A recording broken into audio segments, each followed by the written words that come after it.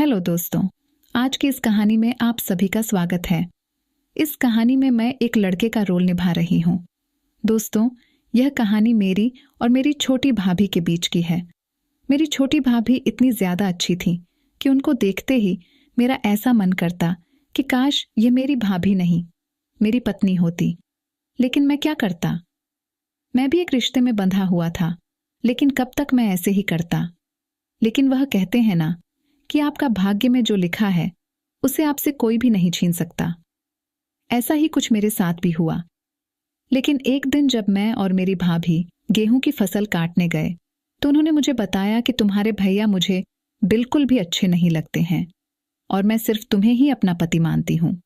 उसके बाद दोस्तों, मैंने भी अपनी भाभी को अपनी पत्नी स्वीकार कर लिया और अपनी भाभी के साथ पति पत्नी वाली सारी बातें शेयर करने लगा। और आगे तो आप समझ सकते हैं।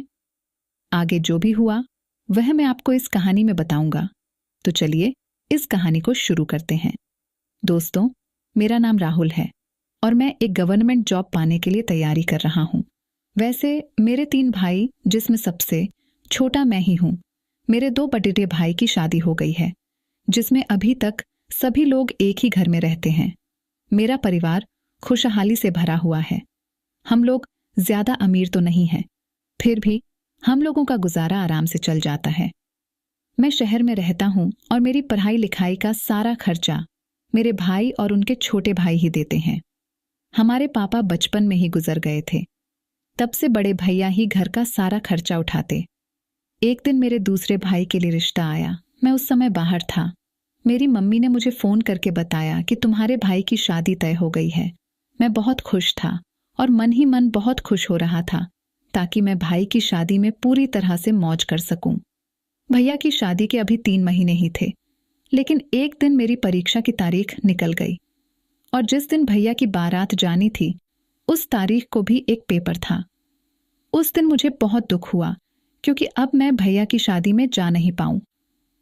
लेकिन मेरे लिए यह एग्जाम भी बहुत जरूरी था और इस बात को धीरे धीरे अपने दिमाग से निकालने लगा और अपनी पढ़ाई को और मेहनत के साथ करने लगा। जब कुछ दिन शादी के रह गए तो मम्मी ने मुझे फोन किया और कहा, बेटा कब आ रहा है? शादी के बाद आने का मन है क्या? मैंने कहा, मम्मी जिस दिन भैया की शादी है उस दिन मेरा एग्जाम है, इसलिए मैं नहीं आ पाऊंगा। मम्मी ने कहा, ठीक है, लेकिन अपना एग्जाम अच्छे से देना। मैंने कहा, ठीक है मम्मी। उस समय मैंने कॉल कट कर दिया। फिर मैंने अपना पेपर अच्छे से दिया। पेपर देने के बाद मैं शादी के बारे में सोचने लगा, लेकिन अब कोई फायदा नहीं था क्योंकि अब बहुत देर हो चुकी थी। फिर मैं अगले दिन घर जाने की तैयारी कर लेता हूं। मेरे एग्जाम का रिजल्ट 2 महीने बाद था। मैं शादी के बारे में सोचने लगा, लेकिन अब कोई फायदा नहीं था क्योंकि अब बहुत देर हो चुकी थी। फिर मैं घर गया और घर पहुंचते ही सारे रिश्तेदार मुझसे पूछने लगे, आखिर तुम्हें इतनी देर कैसे हो गई? अब मैं किस किस को बताता कि मेरा एग्जाम था। लेकिन कुछ देर बाद सबको पता चल गया। मैं जाकर तुरंत भाभी को देखने लगा। भाभी को देखते ही मैं एकदम से चौंक गया। उनकी उम्र मेरे भैया से काफी छोटी है। वह अपना चेहरा नीचे की ओर किए हुए थी।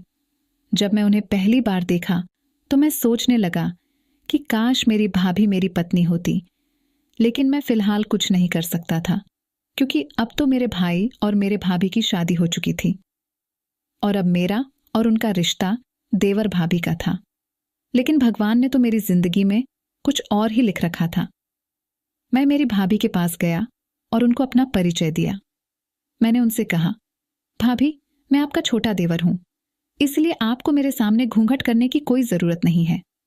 वह मुस्कुराने लगी और कहने लगी, अरे देवर जी, मुझे पहले से ही पता है, मैं तो आपसे मजाक कर रही थी। उनकी यह बातें सुनकर मैं और वहां के सारे लोग हंसने लगे।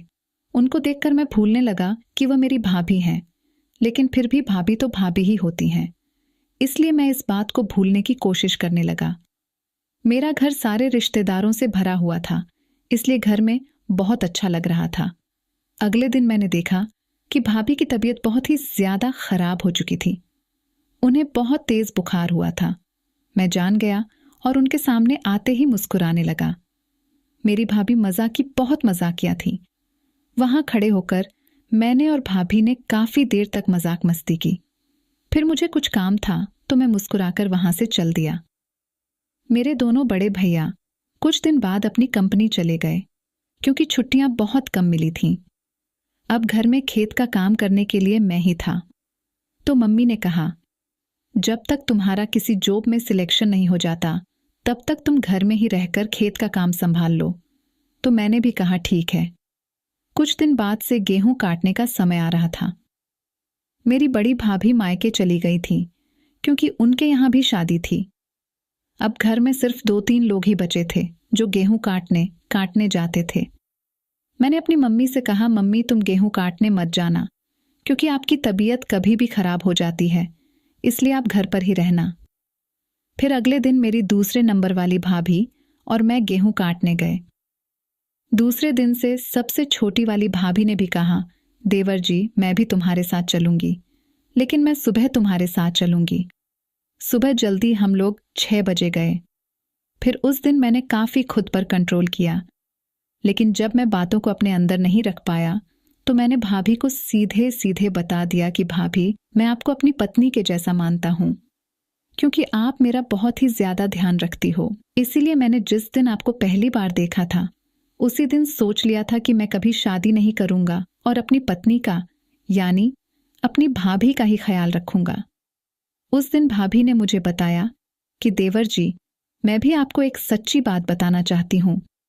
आपके भैया मुझे बिल्कुल भी पसंद नहीं है और मैंने तुम्हारे भाई से शादी सिर्फ घर वालों के कहने पर करी है।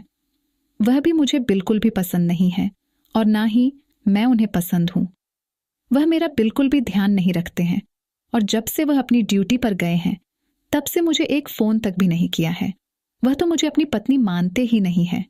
फिर मैंने अपनी भाभी को समझाया कि भाभी अब तो कुछ नहीं हो सकता।